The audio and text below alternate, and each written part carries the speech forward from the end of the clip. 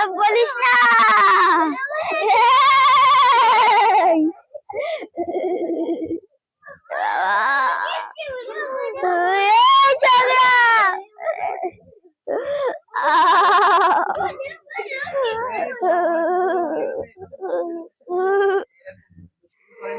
আজকালকার ছেলেমেয়েরা সব দুষ্টি হয়ে গেছে, শুধু কিপটা গুরু বলে।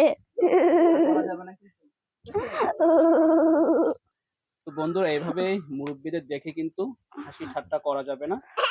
পারলে তাদেরকে কিন্তু উপকার করতে হবে। তাদেরকে রাস্তা যদি পার হয় মুরব্বীরা, তাহলে কিন্তু যদি একা একা পার না হতে পারে, তাহলে আমাদের উচিত কিন্তু তাদের হাত ধরে রাস্তাটা পার করা।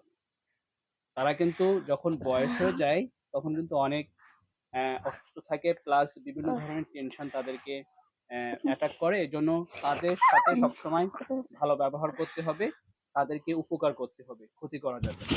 তো বন্ধুরা, সবাই ভালো থাকেন, সুস্থ থাকেন। আল্লাহ হাফেজ।